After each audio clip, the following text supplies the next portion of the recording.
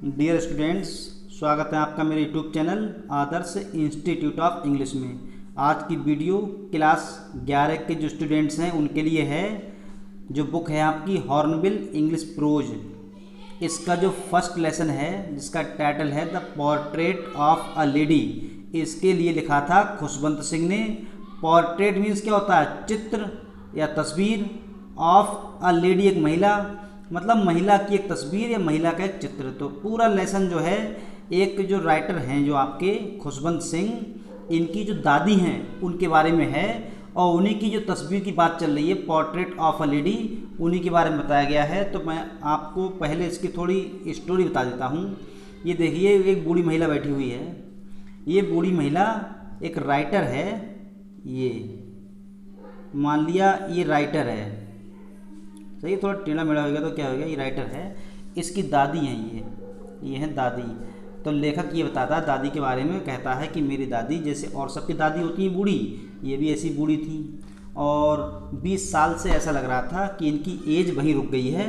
मतलब जितनी बूढ़ी 20 साल पहले थी उतनी ही बूढ़ी अब भी शो हो रही हैं, उतनी बूढ़ी अब भी दिखाई दे रही हैं। अब लेखक बताता है अपने, ये दादी, अब आए दादा, मतलब इनके हस्बैंड। तो दादा के बारे में कहता है मेरे दादाजी जो हैं वो भी इतने बूढ़े हैं, पलंग बुड्ढा। ऐसा लगता है, उन्हें देखने से ऐसा पता चलता है कि उनके पुत्र पुत्री नहीं होंगे बल्कि पोते पोतियाँ होंगे बहुत सारे। इस तरह से ये बताया गया है। तो लेखक बताता है आगे। अब कहानी शुरू करते हैं इसकी। अब लेखक बात करता है अपनी दादी के बारे में, कहता है कि मेरी दादी बड़ी धार्मिक महिला हैं, हर समय पूजा पाठ में ज़्यादा विश्वास करती हैं। अब लेखक जब स्कूल के लिए जाता है, जब स्कूल जाता है तो ये दादी जो हैं इसकी, इसे तैयार करती हैं अच्छी तरह से और इसे कपड़े पहनाती हैं और स्कूल भेज देती हैं। रोज़ की दिनचर्या है ये। जब ये चला जाता है तो ये अपनी जो है, जो माला होती है, माला फेरती हैं औरतें, माला मतलब जो है गीत भजन गाती हैं, इस तरह से भजन गाती रहती हैं। फिर क्या हुआ, अब दिन भर जैसे उसके जाने के बाद में जो दादी हैं इसकी, ये सफ़ेद बेदाग कपड़े पहनती थी और घर में घूमती थी। अब फिर क्या हुआ, लेखक धीरे धीरे, जो अभी तो स्कूल में पढ़ रहा था ये, अब स्कूल में पढ़ने के बाद में, अब जब बच्चा स्कूल में पढ़ेगा तो फिर कहाँ जाएगा? कॉलेज।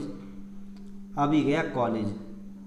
जब कॉलेज गया वहाँ थोड़ी चेंजिंग हुई। फिर धीरे धीरे क्या हुआ, लेखक के जो माता पिता थे ये पहुँच गए रहने के लिए सिटी, शहर में।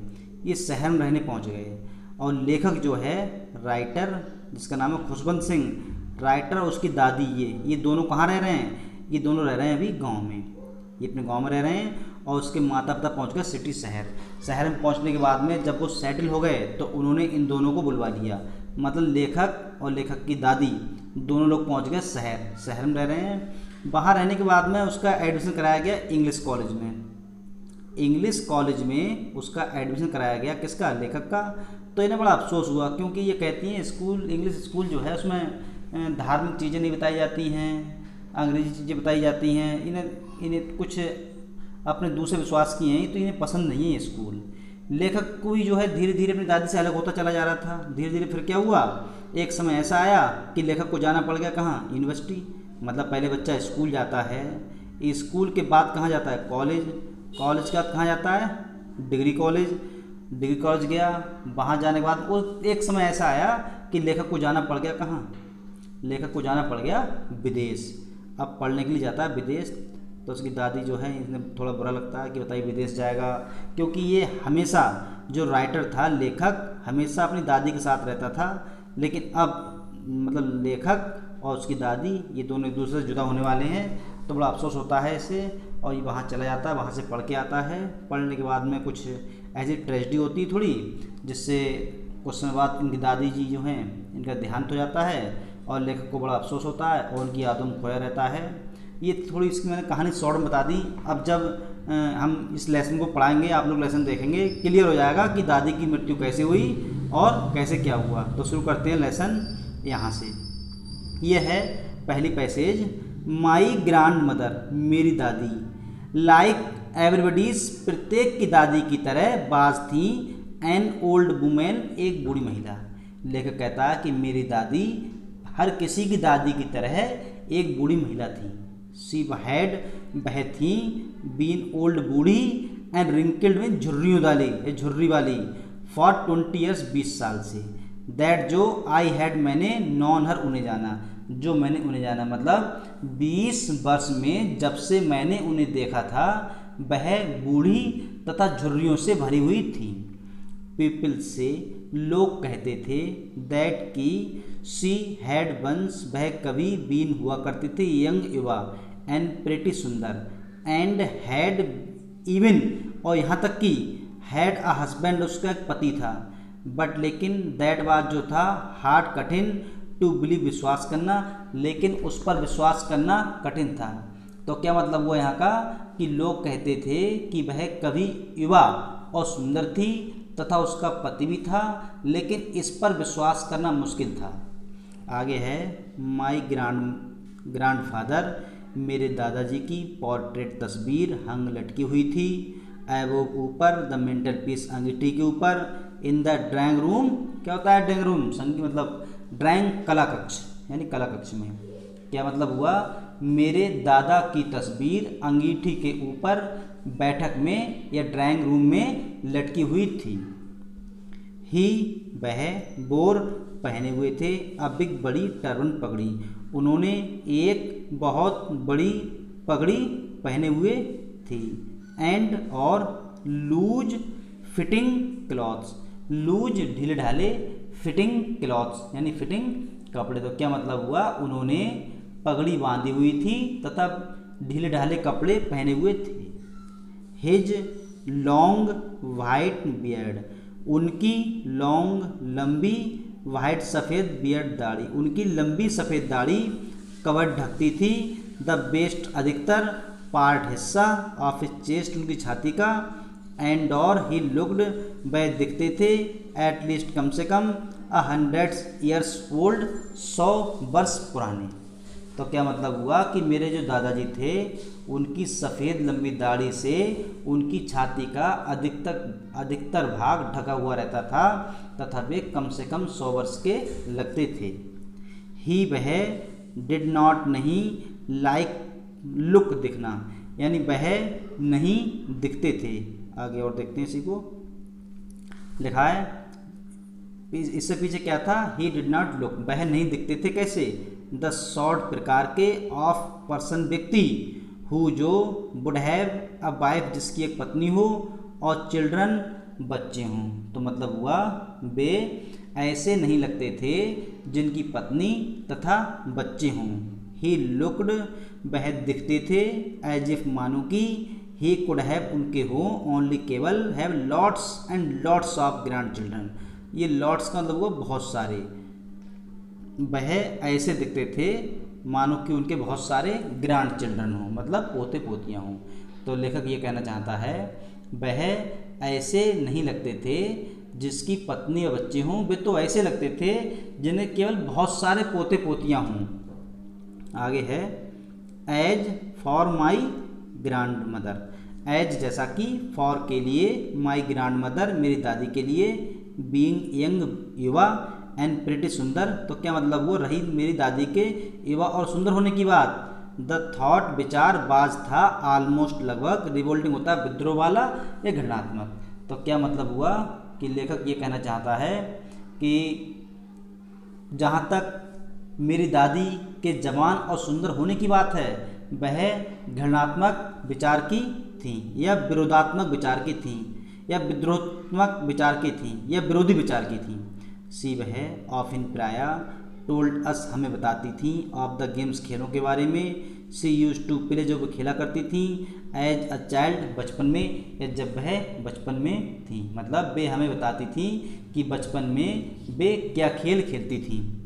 दैट सीम्ड, ऐसा लगा या लगता था, क्वाइट काफ़ी, एब्सर्ड बेकार बेहुदा, एंड अनडिग्निफाइड, मतलब डिग्निफाइड होता है गौरवशाली, मतलब बेकार, ऑन हर पार्ट, अपने हिस्से के लिए, एंड और बी ट्रीटेड, हम व्यवहार करते थे या समझते थे, इट इसे लाइक द फेबल्स, कहानी के रूप में, ऑफ द प्रोफेट्स, प्रोफेट क्या होता है? भविष्यवाणी, यहाँ कह सकते हैं धर्म गुरुओं की। सी वह यूज्ड टू टेल अस, जो हमें बताया करती थी। तो क्या मतलब हुआ? उनके लिए ऐसा लगता था या उनके लिए ऐसा करना मूर्खता व अपमानजनक प्रतीत होता था तथा वे ऐसे ही मानती थी या ऐसे ही मानती थी जैसे कि वे हमें धर्मगुरुओं की कहानी बताती हों। तो ये था इतना। आगे देखते हैं, अगली पैसेज आ गई आपकी ये। She had always been short, सी वह बाज थी, ऑलवेज सदैव, शॉर्ट छोटी, एंड फैट मोटी, एंड स्लाइटली बेंट और थोड़ी झुकी हुई। वे सदैव छोटी, मोटी तथा थोड़ी सी झुकी हुई थी। हर फेस, उनका चेहरा, बाज था, अ क्रिस क्रॉस आर पार ऑफ रिंकल, झुर्रियों से, मतलब उनका चेहरा झुर्रियों से भरा हुआ था। रनिंग, दौड़ते हुए, फ्रॉम एवरीवेयर टू एवरीवेयर, मतलब उनके पूरे चेहरे पर झुर्रियाँ थीं, उनके चेहरे पर झुर्रियाँ पड़ी हुई थीं जो एक दूसरे को काटती थी, क्रिस क्रॉस करती थीं, यानी कहीं से कहीं चली जाती थीं। नो, नहीं। वी वर सर्टेन, हमें पूरा विश्वास था, सर्टेन मीन्स विश्वास या निश्चित, हमें पूरा विश्वास था या हम निश्चित थे। शी हैड ऑलवेज बीन, कि वह सदैव रही थी, as we had known her, जैसा कि हमने उन्हें देखा था। तो लेखक ये कहना चाहता है कि हम विश्वास करते थे कि हमने जब से उन्हें देखा वे सदैव ऐसी ही थी। ओल्ड, बूढ़ी, सो टेरेबली ओल्ड, इतनी अधिक बूढ़ी, दैट की सी वह कुड नॉट नहीं, हैव ग्रोन होना, ओल्डर बूढ़ा, वे इतनी अधिक बूढ़ी थी कि इससे अधिक और बूढ़ी नहीं हो सकती थी। एंड हैड स्टेट, ठहर जाना, at the same age for 20 years, and और हैड स्टेट, ठहर गई थी, एट द सेम एज, उसी एज पर ठहर गई थी, फॉर 20 ईयर्स, 20 वर्षों से, और 20 वर्षों से वह उसी आयु पर ठहर गई थी। तो लेखक ये कहना चाहता है कि वह बूढ़ी थी, वह इतनी बूढ़ी थी कि और बूढ़ी नहीं हो सकती थी, तथा 20 वर्ष से उसी उम्र पर रुक गई थी। आगे है, सी वह, कुड नेवर, कभी नहीं, हैव बीन प्रेटी, सुंदर, वे कभी सुंदर नहीं रही, बट लेकिन सी वाज ऑलवेज ब्यूटीफुल, लेकिन वे सदैव सुंदर थी। मतलब लेखक के कहने का ये मतलब है कि वे कभी सुंदर हो नहीं सकी या कभी सुंदर नहीं हो सकी, लेकिन सुंदर थी। आगे है, सी वह, अगला पेज है या अगली पैसेज है। सी वह हॉबल्ड, मतलब टहलना, इधर उधर घूमना, अबाउट, हवल्ड घूमना, अबाउट इधर उधर, द हाउस, घर में, इन स्पॉटलेस, बेदाग, वाइट, सफ़ेद, विद वन हैंग, वाइट था सफ़ेद, तो क्या मतलब हुआ, वह सफ़ेद बेदाग कपड़ों में घर में इधर उधर टहला करती थी। आगे है, resting and with one hand, एक हाथ के साथ, रेस्टिंग आराम करता था, ऑन बेस्ट मीन्स कमर, उनका जो एक हाथ था वह उनकी कमर पर आराम करता था। टू बैलेंस, संतुलन बनाने के लिए।